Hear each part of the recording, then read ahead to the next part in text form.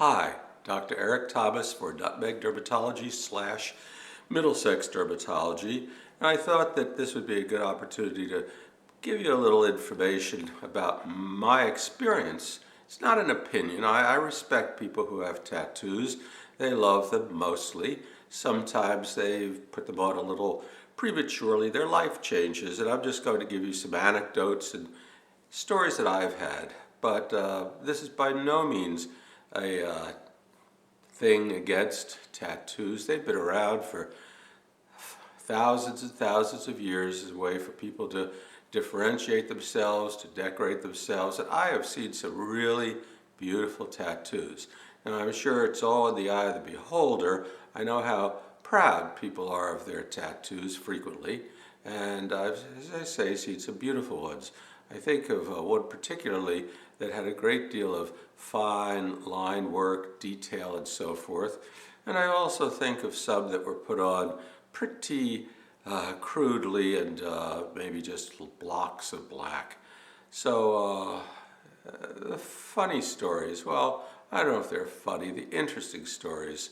All names removed to protect the innocent. Let's see, I had a person who came in and with his recent wife and had a tattoo on his arm, and because his wife had died and his new wife was there, we talked about removing the name of the previous wife. Went along pretty well, things were nice. I was a little surprised at the end of the visit when, however, it turned out that the new wife's first name was the same as the one we would be taking off. There you go. Another time I had a lady with a 7, 8-year-old who was present while I was doing the tattoo removal. I was removing 3 little initials, and that made sense. I mean, they, I guess, were not important to her. And then she said, my husband's in the waiting room holding the baby. Those are his initials. Again, don't ask, don't tell. Now, I don't really remove tattoos anymore. I could. It can be done. But I like happy, happy people. And to tell you the truth, getting a tattoo, I understand, is a good experience. People are happy, they're proud, they're supported by their friends, and it costs a certain amount of money. Unfortunately, removing the tattoo is a little different. It often takes multiple visits. Probably each visit could cost maybe as much as getting the tattoo put on. That varies, obviously. And we never really know until the tattoo is underway whether we'll get 100% removal. I remember one person who came in with what looked like a black tattoo, and black because it's a perfect receptor of the energy that we use, a laser light form of energy, normally goes away pretty easily and pretty completely, and it was going away, and then lo and behold, what happened was the black gradually turned to a blue. So they had used a blue-black ink, and unfortunately, at least at the time I was doing it, blue is a particularly difficult color, was a particularly difficult color. Hopefully it's better now. So let's see, I had a call from my son, and we had discussed tattoos. I don't think he has one. Hi, Eric. But he had asked over the years about tattoos, and I mentioned that at that time, red was a particularly easy color to remove, and blue or green were particularly difficult. So he called up and said, "So Dad, let me ask you about those colors." And he sort of had them reversed. And I went, uh-oh, turned out it was a friend. Anyway, I hope the friend likes the tattoo. So there we go. How does tattoo removal work? Well, we use a very, very brief pulses of a type of light produced by a laser because it penetrates deeper, and that ideally will be absorbed by the color of the ink. And there's the problem.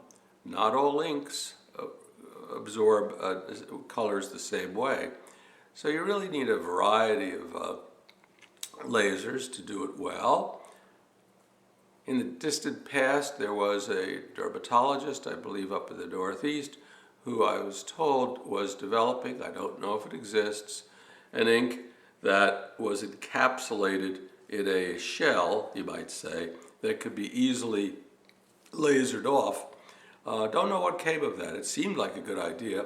But again, when people put tattoos on, they're really not thinking that they'll ever get rid of it. And nor should they. If they're happy with it, hey, blessings on them. But it's a very interesting phenomenon. It's been forever. I'd actually like to get a tattoo artist, and I had an offer recently from a patient who's had not a full suit, but he had big arms and all that. And he is going to talk to his very good tattoo artist, and maybe we could do something that way. What little tidbits can I tell you? Well, it does take quite a while, depending on the tattoo. Probably a good idea not to put it where society at large sees it, in case some people don't understand the importance to you.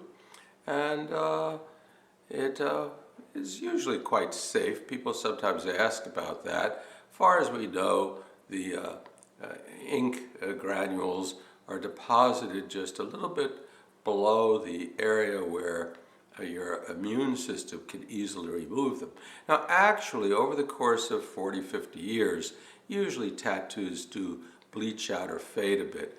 It's sort of like a big mountain of ink is put, and the little tiny cells that would normally remove bacteria attack this mountain, sort of like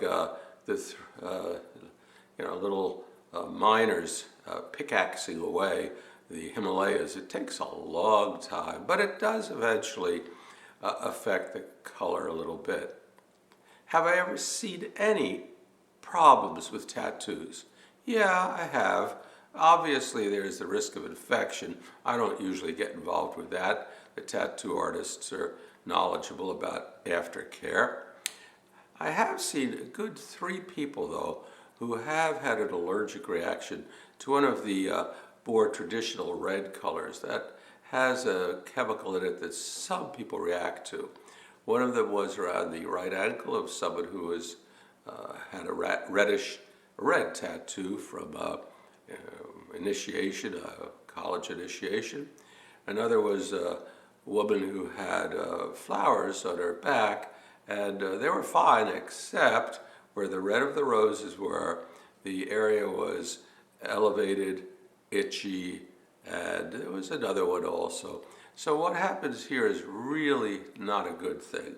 The allergy is to the ink, so if we use a laser to try to get rid of the ink, it's counterproductive. After all, what we're doing with a laser is trying to explode the ink granules, and we can do that. We break them down faster than those little people with pickaxes, and then your body can remove them nicely. But if we explode something you're allergic to, the allergy could get much worse. So if you do have any red ink put in, or whatever, make sure it's small, because the really best technique is to just cut it out. I've injected the area with steroids, and that gives temporary relief, but it's really not the same as not having the ink there at all.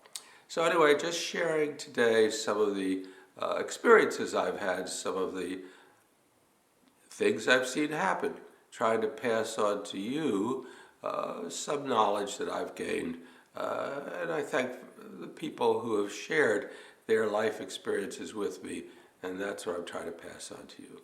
So again, this is Eric Thomas, signing off, hoping to see you on some of our other, I think, interesting talks. And as I've said, we will try to get a little more interactive and a little more, improve our production values. But I think the quality of the information has to remain and will remain.